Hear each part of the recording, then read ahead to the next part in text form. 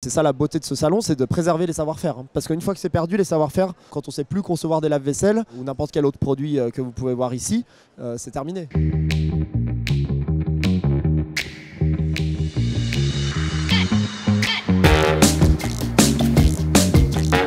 Les amis, nous sommes ensemble à Porte de Versailles pour le Salon du Made in France. Pour la 10e édition, les organisateurs n'ont pas fait semblant. 830 exposants, 25 000 mètres carrés d'espace d'exposition et plus de 100 000 personnes attendues sur toute la durée du salon. Alors pourquoi cette vidéo? Comme très souvent, tout part d'une rencontre. La rencontre de Karine Maya-Lévy, la fondatrice de Keep It France, la seule entreprise française qui propose de l'électroménager 100% recyclable à vie. Keep It France, c'est une des plus grosses levées de fonds crowdfunding sur la plateforme Ulule. C'est une couverture médiatique absolument énorme, c'est une nouvelle façon d'envisager notre consommation. Et pourtant en 2022, Keep It France est une liquidation judiciaire, faute de compétences suffisantes sur le territoire et de capacité à produire dans des bonnes conditions en local. C'est de ça dont j'aimerais parler dans cette vidéo et on va aller voir tout un tas d'entrepreneurs et de personnalités qui vont nous aider à répondre à la question suivante. Est-ce que faire du Made in France, ça n'est pas tout simplement aussi une prouesse?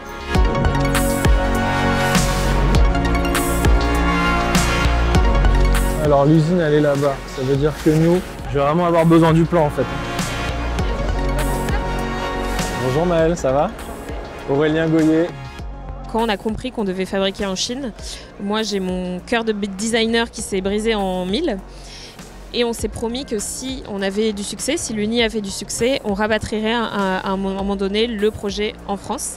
Et c'est en 2018 qu'on s'est posé, on s'est dit ok, maintenant c'est le moment de rapatrier la production en France parce qu'on a les moyens et les volumes intéressants pour le faire.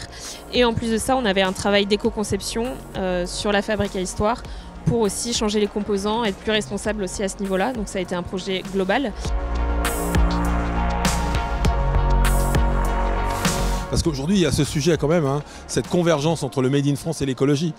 Quand vous fabriquez français, quand vous êtes Origine France Garantie, vous êtes vertueux parce que c'est fabriqué en circuit court. En fait, on s'est aperçu que depuis longtemps, le Made in France était vertueux. Donc aujourd'hui, il y a cette convergence des luttes entre l'écologie et le social. Bonjour messieurs, dames. Tout se passe bien pour vous? C'est bon pour toi, Valentin? En fait, j'étais informaticien, ça m'a saoulé, donc j'ai ouvert une boutique de vêtements bio-équitables dans la ville de mes grands-parents pour habiter près d'eux. Puis ensuite, ce magasin s'est développé, mais mes fournisseurs ont fermé. Donc pour ne pas fermer mon magasin, j'ai créé 1083. Ça a bien marché, on s'est développé, manque de bol. Un tisseur avec qui on travaillait s'est retrouvé en difficulté, donc on l'a repris. Et voilà comment, étape après étape, aléa après aléa, on a construit notre écosystème. L'enjeu n'est pas de tout savoir faire, l'enjeu c'est de s'adapter le plus tôt possible à une nouvelle situation.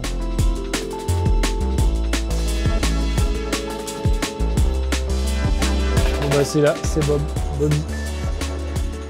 On n'avait pas forcément les connaissances ou les compétences en interne, donc à l'origine on voulait faire de la sous-traitance industrielle. Donc on est allé en Vendée, on a trouvé une des dernières usines de lave-vaisselle capable de fabriquer notre produit.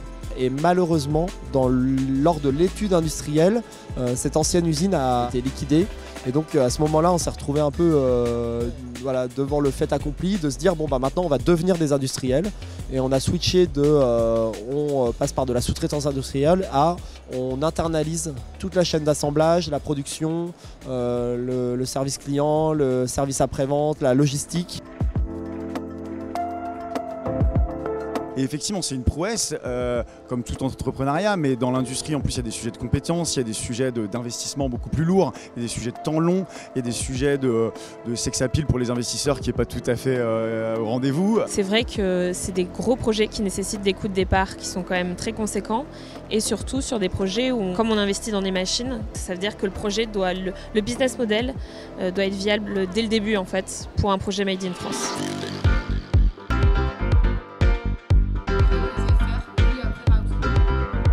Moi, je vais à l'usine toutes les semaines, j'ai envie de leur montrer ce que je vois. Et quand tu vois les machines, les gens, les savoir-faire, tu as un vrai moment d'humilité où tu te dis, mais en fait, je serais incapable de fabriquer une chaussette, un slip, voilà. Tous les savoir-faire maintenant, c'est en Asie. Aujourd'hui, on est des suiveurs, donc en fait, les talents, on les a perdus petit à petit.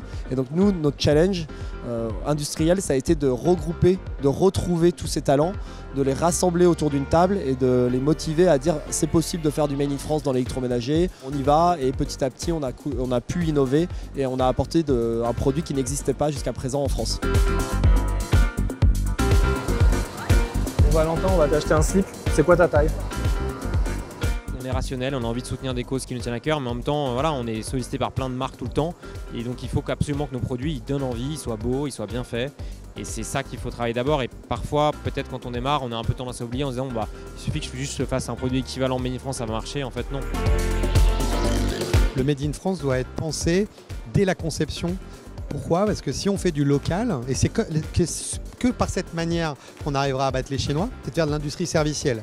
C'est-à-dire penser des services avec des produits qui ont été pensés pour faire des services. Nous, par exemple, on a pu le faire parce qu'on a un double business model, c'est-à-dire qu'on vend la fabrique à histoire, donc l'objet physique, avec des livres audio interactifs, donc des produits digitaux.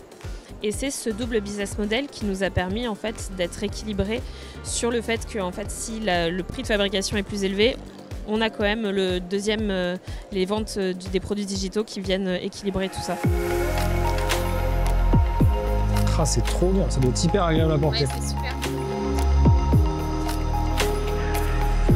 En fait, je dirais qu'il n'y a pas vraiment de prouesse technologique, parce qu'en fait, on cherche juste à faire ce qu'on savait faire il y a 30 ans, et ce que plein de gens dans le monde savent faire. Par contre, l'enjeu, c'est de refaire un écosystème. Et c'est cette dimension collective qui est une prouesse. Parce qu'en fait, ça demande le concours de tout le monde. Les banquiers, des consommateurs, des anciens retraités, des formateurs, des écoles, des ouvriers, des cadres, de tout le monde en fait. Ça ne marche que si tous les maillons de la chaîne sont sur le pont pour porter cette ambition de relocaliser et de développer notre capacité à subvenir à nos propres besoins. Il y a encore 1000 choses à faire, mais quand je vois le point de départ il y a 10 ans, c'est super encourageant.